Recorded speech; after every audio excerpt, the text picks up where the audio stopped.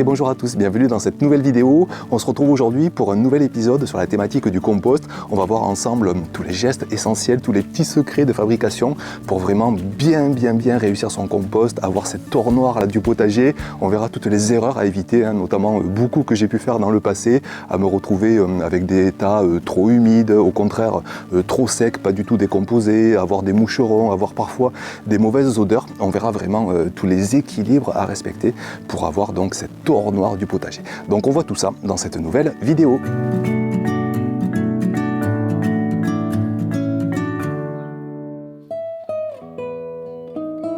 On peut apporter au compost toutes les matières organiques qui puissent exister. Donc des matières organiques, c'est quoi? C'est tout simplement tout ce qui vient du vivant, végétal ou animal. Et vous allez voir qu'on peut répartir en fait ces matières organiques en plusieurs catégories. D'une part, des matières organiques qui vont être très vertes, très humides, très fraîches, qui vont être remplies d'eau. Ça va nous servir à apporter beaucoup d'humidité, beaucoup d'azote à notre tas de compost.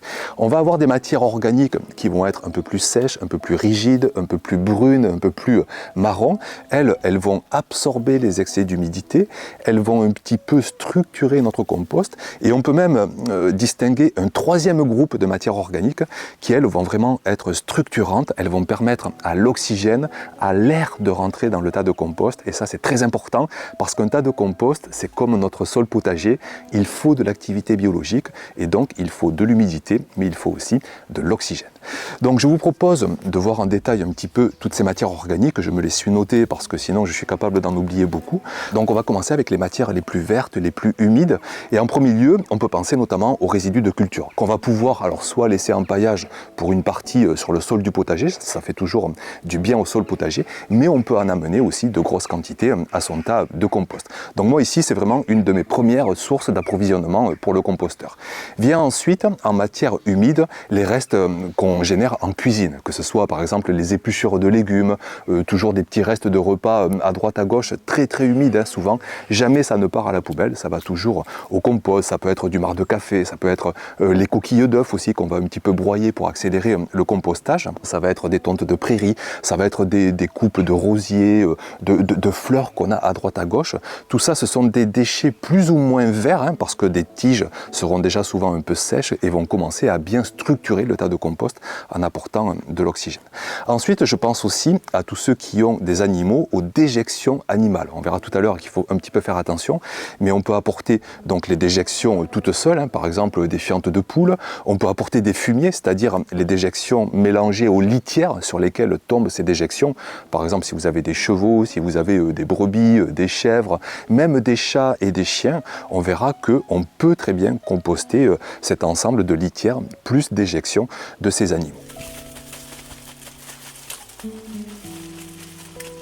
En complément de ces matières très humides, je vous le répète, comme nos restes de repas, les épluchures, restes de culture, on va pouvoir apporter des matières brunes, des matières plus sèches qui vont, elles, absorber l'excès d'humidité dans le tas de compost. Donc là, vous avez par exemple le carton, qui peut être par exemple des boîtes d'œufs, en veillant à ne pas prendre des boîtes d'œufs imprimées. Donc ça, vous les découpez en morceaux, vous les mettez dans votre tas de compost, ça peut être des essuie-tout, des mouchoirs. Ensuite, tout ce qui vient du végétal, ça peut être du foin, de la paille, des feuilles mortes. Et puis vous avez enfin des matières brunes, mais qui auront en plus la capacité de structurer le compost. Je pense par exemple aux brindilles, vous voyez ce genre de petites brindilles, c'est génial parce que ça va mettre du temps à se décomposer et ça va permettre de faire rentrer de l'oxygène dans notre tas. Vous avez des tailles de haies un peu plus grosses, mais attention parce que sitôt que vous avez du bois très épais, c'est rempli de lignine, ça va vraiment faire au final un compost très stable, un humus très stable dans le sol de notre potager et c'est pas forcément les meilleurs apports, ça met en plus vachement de temps à se décomposer. Moi je sais que j'en ai plein dans mon sol et j'en ai même presque trop, ça a tendance à bloquer un petit peu les minéraux. Donc l'idéal c'est d'aller vers des matières structurantes un petit peu rigides mais pas trop non plus, d'aller sur des apports de matières brunes pour absorber les excès d'humidité et d'aller donc ensuite sur une grosse proportion, on va le voir d'ailleurs en détail dans la prochaine séquence, d'aller sur une grosse proportion de matière humide là pour apporter de l'azote, pour apporter de l'énergie, pour apporter de l'humidité à notre tas de compost.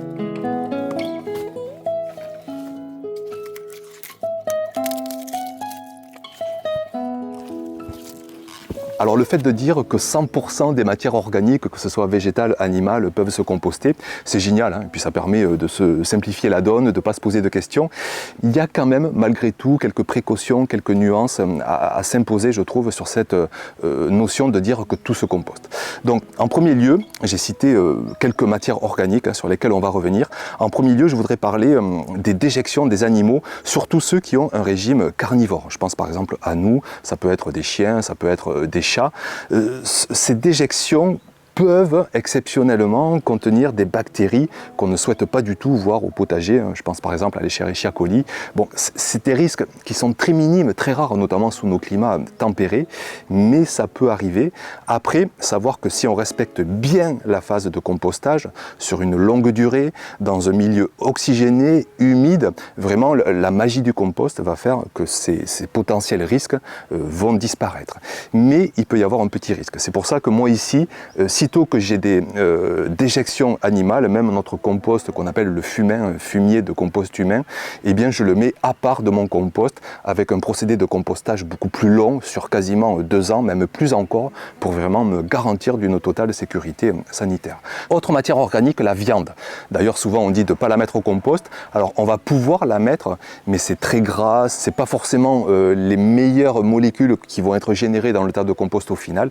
Donc oui, peut-être en mettre, mais en petite quantité, même pas 2-3% des quantités apportées au compost, toujours diversifier extrêmement avec des matières beaucoup plus faciles à composter, notamment tout ce qui vient du vivant végétal. Donc attention aussi avec les restes carnés, avec tout ce qui vient de tout ce qui est de la viande.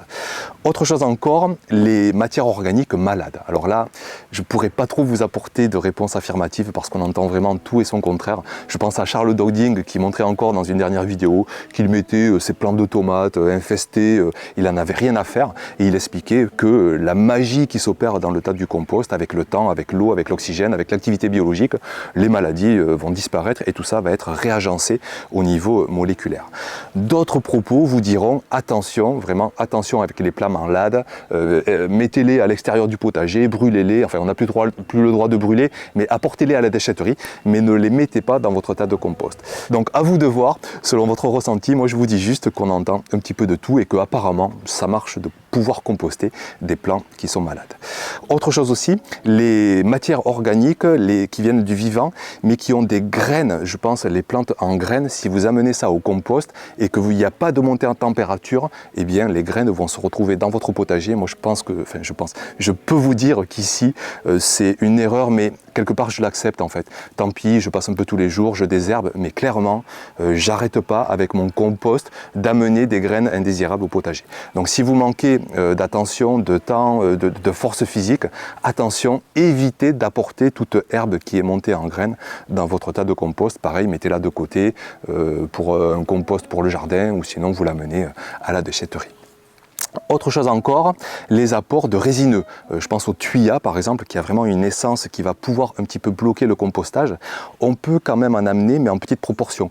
Toutes les tailles de cyprès, de sapins, on peut par exemple broyer, pour ceux qui ont un sapin de Noël, vous le broyez, on peut l'amener, mais toujours pareil, avec nuance, avec équilibre, 0, enfin pas 0, mais 1, 2, 3, 5% du tas de compost, mais pas plus, sinon on va déséquilibrer la nature finale du compost et on n'aura pas quelque chose forcément de bénéfique. Et puis je finis enfin avec tout ce qui est peau d'agrumes. Là aussi souvent on lit surtout pas au compost. Il ne faut pas être aussi affirmatif. Pareil, c'est une question d'équilibre. Si on amène un petit peu de peau d'orange, de mandarine, de citron, ça se passera très bien. On peut très bien d'ailleurs l'équilibrer par exemple avec une poignée de cendre qui est beaucoup plus calcaire, alcaline, et le compost le supportera bien. Donc vous voyez, quelques petites précautions à prendre, mais sinon, dans l'ensemble de la chose, on peut vraiment composter la grande majorité des matières organiques venant donc, je répète, du vivant, végétal et animal. Toujours plein de restes de légumes, les restes de concombres, des fans de betteraves. Alors maintenant qu'on a vu l'ensemble des matières organiques qu'on peut amener à notre tas de compost, on va maintenant aborder la règle essentielle qu'on appelle la règle des 2 tiers, 1 tiers. Ça veut dire quoi? Ça veut dire que sitôt que vous allez apporter un résidu organique qui est vert, qui est mou, qui est rempli d'eau, que ce soit les épluchures, les restes de culture, de l'urine, de la tonte, il faudra absolument équilibrer avec un apport de matière sèche, que ce soit des feuilles qui vont absorber l'humidité, l'humidité, des brindilles, ou alors équilibrer avec des apports encore plus structurants comme du broyat, comme de la brindille, qui vont vraiment apporter de l'oxygène. Et la règle, c'est que pour 2/3 d'apport vert, d'apport humide, on va apporter 1/3 d'apport plutôt brun, plutôt sec, plutôt structurant. Donc vous voyez, c'est assez simple. Moi ici par exemple, je me fais un stock tous les automnes à la fois de broyat, de feuilles mortes, de brindilles. Ça va être mes déchets organiques, mes résidus organiques, mes matières organiques. J'aime pas appeler ça des déchets. Donc mes matières organiques sèches, brunes, structurantes. Je les mets dans des anciens composteurs que j'ai récupérés au fil des années. Donc j'ai des gros stocks de matières sèches. Et au fil de mes apports de matières humides, que j'ai un petit peu toute l'année, alors en saison ça va être des restes de culture, mais toute l'année ça va être notamment les restes en cuisine, les épluchures, les restes de repas. C'est vraiment beaucoup d'humidité. Et sitôt que j'amène en volume 2 poignées de matière humide, je vais équilibrer avec une poignée de matière sèche.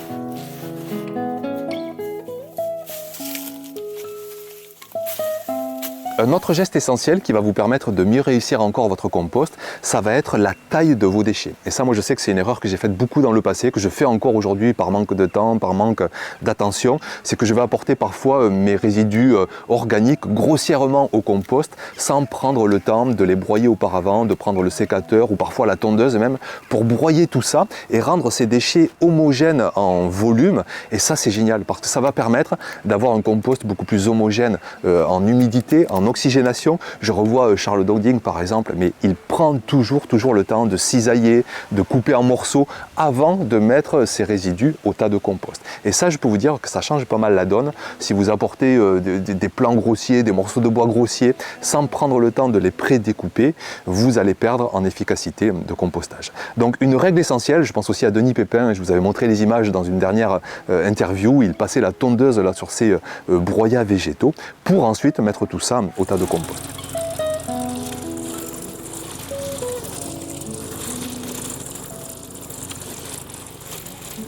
Autre paramètre essentiel, et pas des moindres, ça va être de devoir mettre ces résidus organiques en tas. Et ça, c'est vraiment important. C'est ce qui va d'ailleurs différencier le compost d'un compostage de surface où on va juste quelque part balancer ces ingrédients en surface.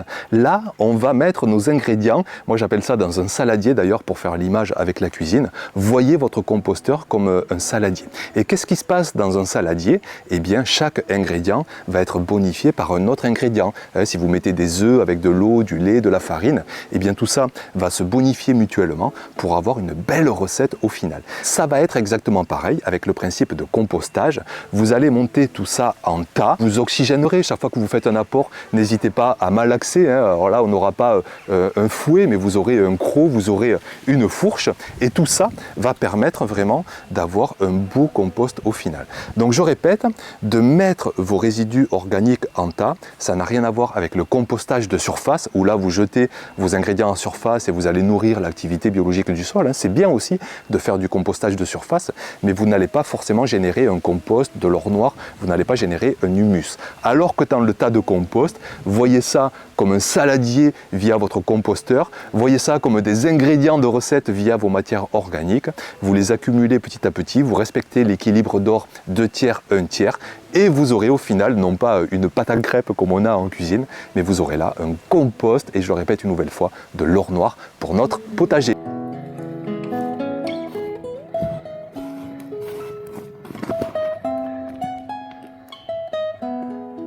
Maintenant, on passe à 3 paramètres clés qu'on va voir ensemble, mais ce sont des paramètres qui vont être naturellement présents si vous avez respecté cette règle d'or, notamment de 2/3 d'humide pour 1/3 de sec. Donc, premier paramètre essentiel, ça va être l'humidité. Quand vous prenez un tas de compost dans les mains, vous ne devez pas avoir de l'eau qui coule, qui ruisselle sur votre main, sinon ça veut dire que vous avez un compost, un tas de compost trop humide. Mais si vous respectez donc, comme je vous l'ai dit, 1/3 de sec, 1/3 de structurant, vous ne devriez pas avoir cet excès d'humidité. Et si c'est le cas, vous équilibrez de suite avec des apports de matière sèche.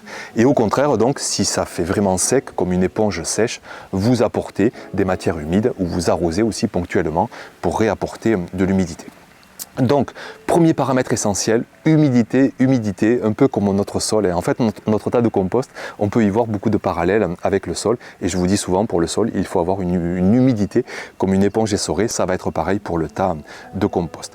Pensez aussi à couvrir avec un couvercle votre composteur. Pour ceux qui ont des climats très humides, ça évitera d'avoir de la pluie qui vient en pagaille, qui va en plus lessiver les minéraux du compost. Donc attention, si vous avez un tas de compost équilibré, vous pouvez le couvrir en permanence. Inutile d'y faire tomber de la pluie. L'humidité apportée par les matières humides se suffira largement. Donc voilà pour l'humidité. Ça rejoint aussi cette notion d'oxygénation. Humidité et maintenant oxygénation. Donc là pareil, si vous respectez l'équilibre, que vous aérez un petit peu en plus en faisant chaque apport avec un croc, avec une fourche, pour équilibrer au fur et à mesure de vos apports empilés, vous ne devriez pas avoir de problème d'oxygénation. Mais si vous manquez de matière structurante, si vous manquez de matière sèche, vous allez de suite manquer d'air, un peu comme votre sol. Et là, il vous faudra retourner votre compost et l'équilibrer avec des matières sèches. Et puis enfin, dernier paramètre très important, ça va être la température. C'est pourquoi moi ici, dans un climat très chaud dans le sud de la France, je me mets quasiment complètement à l'ombre pour faire mon tas de compost, parce que sinon il va avoir trop chaud, il va se faire dessécher par le vent, par le soleil en été, donc je préfère me mettre à l'ombre. Mais si vous êtes sous un climat un peu plus tempéré, voire un climat frais, vous pouvez jouer la mi-ombre. Je vous déconseille de le mettre vraiment au plein soleil, parce que vous risquez d'avoir trop de dessèchement pendant l'été et vous allez avoir un processus de compostage qui va quasiment s'arrêter. Donc je vous conseille la mi-ombre, voire même totalement à l'ombre sous les climats les plus chauds. C'est vraiment, à mon avis, le fait que, je ne sais pas pourquoi, mais je ressens que ça va être vraiment génial.